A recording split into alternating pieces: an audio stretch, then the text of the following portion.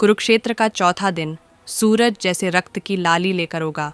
मैदान पर चारों ओर बिखरी थीं टूटी रथों की लकड़ियाँ, टूटे बाण और गिरे हुए योद्धाओं की छायाएं। हवा में गंध थी, युद्ध की, मृत्यु की और प्रतिज्ञा की। कौरव शिविर में उस सुबह शांति नहीं थी। दुर्योधन का चेहरा क्रोध से तमतमाया था। वह पितामह भीष्म के पास पहुंचा और बोला, पितामह, आपने पांडवों पर दया दिखाई है। आपका मन अब भी उनके प्रति झुका हुआ है। यही कारण है कि हम विजय नहीं पा रहे। ये सुनकर भीष्म का चेहरा बदल गया। उनकी आंखों में तेज चमक उठा।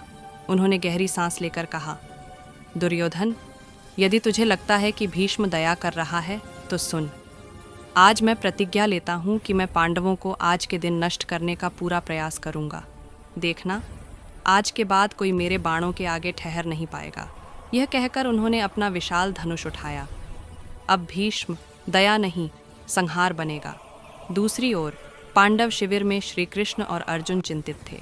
कृष्ण बोले, पार्थ, आज पितामह अपनी प्रतिज्ञा निभाने उतरेंगे। उनका संकल्प अपराजेय है। तुम्हें अपने समस्त बल से उनका सामना करना होगा। अर्जुन ने धीमे स्वर में कहा, माधव, मैं उन्हें कैसे मारूं? वे मेरे पितामह हैं, मेरे गुरु। उनके चरणों में मैंने ज्ञान पाया है। उन पर बाण चलाना धर्म है या अधर्म? कृष्ण ने गंभीर स्वर में उत्तर दिया, धर्म का अर्थ है कर्तव्य।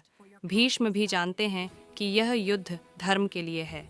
वे चाहते हैं कि तुम उन्हें पूरे सामर्थ्य से चुनौती दो। जो दया युद्ध के बीच आ जाए वही अधर्म है। शंखनाद हुआ। दोनों सेनाएं मैदान में उतरीं। भीष्म का रथ बिजली की तरह आगे बढ़ा। उन्होंने अपने बाणों से अर्जुन के रथ की पताका काट दी। घोड़े घायल हो गए। अर्जुन संभले नहीं कि अगले ही क्षण भीष्म ने 100 बाण एक साथ छोड़े। अर्जुन ने श्री कृष्ण से कहा, माधव, मेरे बाण निष्फल हो रहे हैं।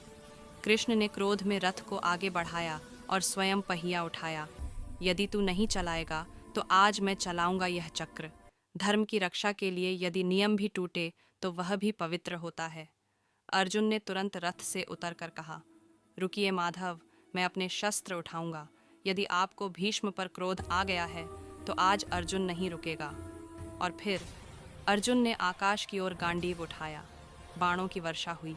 धरती कांपी। भीष्म ने प्रसन्न होकर कहा, यही तो मैं चाहता था पार्थ, आज तू सच्चा योद्धा बन गया है। संध्या ढलते ढलते दोनों घायल थे, पर दोनों संतुष्ट, क्योंकि दोनों ने अपना धर्म निभाया।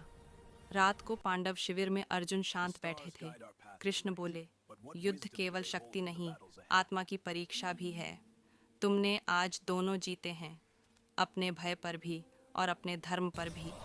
दिन 4 के अंत में आकाश लाल था, मानो सूर्य ने भी युद्ध देखकर कहा हो, धर्म का मार्ग कठिन है पर वही अमर है।